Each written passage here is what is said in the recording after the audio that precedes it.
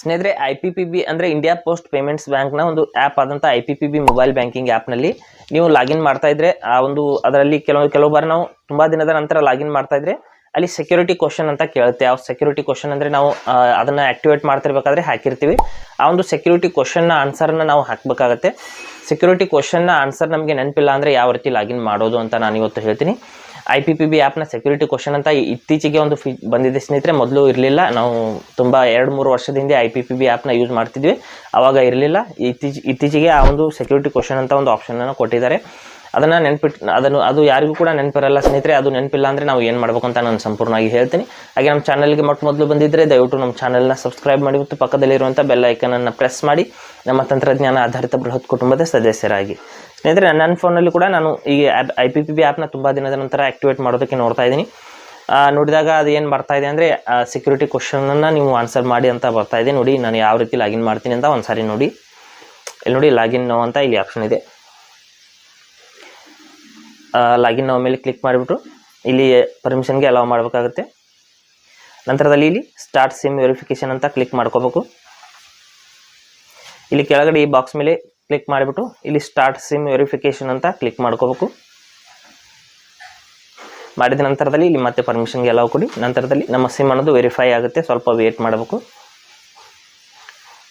Sim verify ಆದ ನಂತರದಲ್ಲಿ ನೋಡ್ಬೋದು ಇಲ್ಲಿ ಕಸ್ಟಮರ್ ID, ಅಕೌಂಟ್ ನಂಬರ್ ಹಾಗೂ ಡೇಟ್ ಆಫ್ ಬರ್ತನ್ನು ಹಾಕಿಬಿಟ್ಟು ನಾನು ಪ್ರೊಸೀಡ್ ಅಂತ ರಿಜಿಸ್ಟರ್ ಅಂತ ಕ್ಲಿಕ್ ಮಾಡ್ಕೋತೀನಿ. Account number, customer ID, date of ಬರ್ತನ್ನು ಹಾಕಿಬಿಟ್ಟು ರಿಜಿಸ್ಟರ್ ಅಂತ ನಾನು ಕ್ಲಿಕ್ ಮಾಡ್ಕೋತೀನಿ. ಅಲ್ಲಿ ನೋಡಿ ಸಂಪೂರ್ಣ ಅಂತ ಡೀಟೇಲ್ಸ್ನ ಹಾಕಿದ್ದೀನಿ. ಹಾಕಿಬಿಟ್ಟು ಇಲ್ಲಿ ರಿಜಿಸ್ಟರ್ ಅಂತ ಕ್ಲಿಕ್ ಮಾಡ್ಕೋತೀನಿ. ರಿಜಿಸ್ಟರ್ ಅಂತ ಕ್ಲಿಕ್ ಮಾಡಿದ ನಂತರದಲ್ಲಿ ಇಲ್ಲಿ MPIN-ಅನ್ನು ಕ್ರಿಯೇಟ್ ಮಾಡ್ಕೊಳ್ಳಿ ಅಂತ ಹೇಳ್ತಾ ಇದೆ. MPIN-ಅನ್ನು ಕ್ರಿಯೇಟ್ ಮಾಡ್ಕೊಳ್ಳೋಣ. ಎರಡು ಕಡೆಗಳಲ್ಲಿ MPIN-ಅನ್ನು ಹಾಕಬೇಕಾಗುತ್ತೆ. ಅದೇ 4 ಅಂಕೆಗಳ ಒಂದು MPIN-ಅನ್ನು ಎರಡು ಕಡೆ ಹಾಕಬೇಕಾಗುತ್ತೆ. ಮೇಲ್ಗಡೆ ನ್ಯೂ MPIN, ರೀಎಂಟರ್ MPIN ಎರಡು ಕಡೆ ಅದೇ MPIN-ಅನ್ನು ಹಾಕಿಬಿಟ್ಟು ಸೆಟ್ MPIN ಅಂತ ಕ್ಲಿಕ್ ಮಾಡ್ಕೋಬೇಕು. ನೋಡ್ಬೋದು ಇಲ್ಲಿ ಸೆಕ್ಯೂರಿಟಿ ಕ್ವಶನ್ ಅಂತ ಬರ್ತಾ ಇದೆ. ಈ ಸೆಕ್ಯೂರಿಟಿ ಕ್ವಶನ್ಸ್ಗೆ ಆನ್ಸರ್ ಮಾಡಿ ಅಂತ ಹೇಳ್ತಾ ಇದೆ. ಇಲ್ಲಿ ನಮಗೆ ಸೆಕ್ಯೂರಿಟಿ ಕ್ವಶನ್ ಅಂದರೆ ನೆನಪಿಲ್ಲ, ಅದರ ಆನ್ಸರ್ ಅನ್ನೋದು ನೆನಪಿಲ್ಲ ಅಂದರೆ ನಾವು ಏನು ಮಾಡಬೇಕು ಅಂದರೆ ಇಲ್ಲಿ ಕೆಳಗಡೆ ನೋಡ್ಬೋದು ಸ್ಕಿಪ್ ಆ್ಯಂಡ್ ಪ್ರೊಸೀಡ್ ಅಂತ ಒಂದು ಆಪ್ಷನ್ ಬಂದಿರುತ್ತೆ. ಸ್ಕಿಪ್ ಆ್ಯಂಡ್ ಪ್ರೊಸೀಡ್ ಅಂದರೆ ನೀವು ಸೆಕ್ಯೂರಿಟಿ ಕ್ವಶನ್ನ ಸ್ಕಿಪ್ ಕೂಡ ಮಾಡಬಹುದು. ಸ್ಕಿಪ್ ಮಾಡಬೇಕು ಅಂದರೆ ಅದಕ್ಕೂ ಕೂಡ ಕಂಡೀಷನ್ಸ್ ಇದೆ ಸ್ನೇಹಿತರೆ. ಮತ್ತೊಂದು ಬಾರಿ ನೀವು ರಿಜಿಸ್ಟರ್ ಮಾಡಬೇಕಾಗುತ್ತೆ. ಇಲ್ಲಿ ನೋಡಿ ಸ್ಕಿಪ್ ಆ್ಯಂಡ್ ಪ್ರೊಸೀಡ್ ಅಂತ ನಾನು ಕ್ಲಿಕ್ ಮಾಡ್ಕೋತೀನಿ. ಸ್ಕಿಪ್ ಆ್ಯಂಡ್ ಪ್ರೊಸೀಡ್ ಅಂತ ಇಲ್ಲಿದೆ ನೋಡಿ. ಈ ಒಂದು ಆಪ್ಷನ್ ನಿಮಗೆ ಸ್ವಲ್ಪ ಜೂಮ್ ಮಾಡಿ ತೋರಿಸ್ತಾ ಇದ್ದೀನಿ. ಸ್ಕಿಪ್ ಆ್ಯಂಡ್ ಪ್ರೊಸೀಡ್ ಮೇಲೆ ಕ್ಲಿಕ್ ಮಾಡಿದ ನಂತರದಲ್ಲಿ OTP ಬಂದಿದೆ ಸ್ನೇಹಿತರೆ. OTP-ನ ಹಾಕಿದ ನಂತರದಲ್ಲಿ ಒಂದು ನಿಮಿಷ ಸ್ಕಿಪ್ ಆ್ಯಂಡ್ ಪ್ರೊಸೀಡ್ ಅಂತ ಕ್ಲಿಕ್ ಮಾಡ್ಕೋತೀನಿ. ಮಾಡಿದ ನಂತರದಲ್ಲಿ ಇಲ್ಲಿ OTP ಬಂದಿದೆ. OTP ಹಾಕಿಬಿಟ್ಟು ಇಲ್ಲಿ ರಿಜಿಸ್ಟ್ರೇಷನ್ ಸಕ್ಸಸ್ಫುಲ್ ಅಂತ ಬಂದಿದೆ ಸ್ನೇಹಿತರೆ. ಬಂದರೆ ನಾನು ಲಾಗಿನ್ ಅಂತ ಕ್ಲಿಕ್ ಮಾಡ್ಕೋತೀನಿ.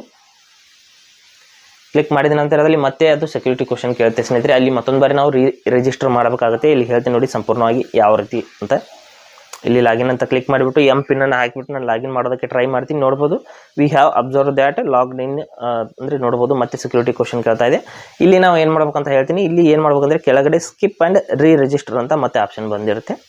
ಮತ್ತೊಂದು ಬಾರಿ ರಿಜಿಸ್ಟರ್ ಮಾಡೋದಕ್ಕೆ ಇಲ್ಲಿ ನೋಡ್ಬೋದು ಸ್ಕಿಪ್ ಆ್ಯಂಡ್ ರಿಜಿಸ್ಟರ್ ಅಂತ ಕ್ಲಿಕ್ ಮಾಡಿಬಿಟ್ಟು ಇಲ್ಲಿ ಮತ್ತೊಂದು ಬಾರಿ ಅಕೌಂಟ್ ನಂಬರ್ ಹಾಗೂ ಕಸ್ಟಮರ್ ID ಹಾಗೂ ಡೇಟ್ ಆಫ್ ಬರ್ತನ್ನು ಹಾಕಿಬಿಟ್ಟು ನಾವು ಪ್ರೊಸೀಡ್ ಅಂತ ಕ್ಲಿಕ್ ಮಾಡ್ಕೊಳ್ಳೋಣ. ಮಾಡಿದ ನಂತರದಲ್ಲಿ ಮತ್ತೆ ಹೊಸ MPIN-ಅನ್ನು ಕ್ರಿಯೇಟ್ ಮಾಡ್ಕೊಳ್ಳೋಣ.